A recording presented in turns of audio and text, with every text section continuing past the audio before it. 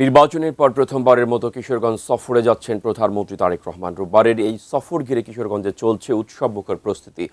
জাতীয় মৎস্য পক্ষের উদ্বোধন, ফ্যামিলি কার্ড বিতরণ সহ একাধিক কর্মসূচিতে অংশ নেবেন তিনি। বিস্তারিত কিশোরগঞ্জ প্রতিনিধি শফিক আদনানের রিপোর্টে।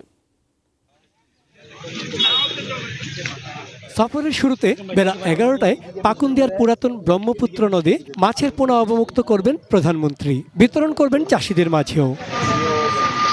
এরপর বেলা 12টায় কটিয়াদি কার্প হেচারি পরিদর্শন শেষে আচমিতা জর্জ ইনস্টিটিউশন মাঠে উদ্বোধন করবেন জাতীয় মৎস্য পক্ষের, যেখানে সম্মাননা পাবেন 14 মৎস্য উদ্যোক্তা।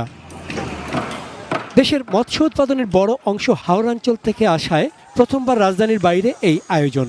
ভৈরব টু ময়মনসিংহ রোডটা যে 4 লেন, রেল লাইনের সংস্কার, একটা ভালো ট্রেন, কিশোরগঞ্জ ইউনিভার্সিটি আছে, নরসন্দা নদীর খননের প্রয়োজন, এখানে একটা স্পোর্টস ভিলেজ করার পরিকল্পনা আছে। আমরা দাবি নেওয়া রেডি করব এবং ওনার কাছে উপস্থাপন করব।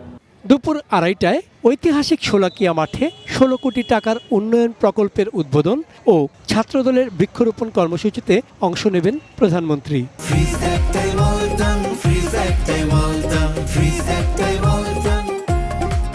আমাদের নেতা কর্মীদের মধ্যে আনন্দ উৎসল একটা পরিবেশ তৈরি হয়েছে।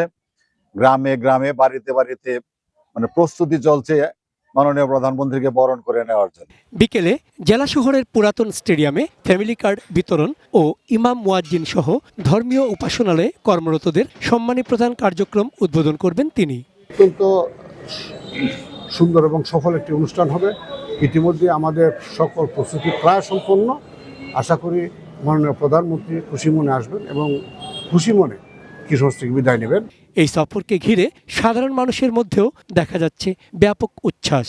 সবার প্রত্যাশা, রেল, সড়ক যোগাযোগ, শিল্পায়ন ও স্বাস্থ্য খাতে পিছিয়ে থাকা কিশোরগঞ্জ পাবে উন্নয়নের নতুন গতি। আমাদের কত ভাগ্য যে আমাদের প্রধানমন্ত্রী আমাদের এই 6 মাসের মধ্যে কিশোরগঞ্জে আসছেন। চন্দন পাল, ডেস্ক রিপোর্ট, এটিএন নিউজ।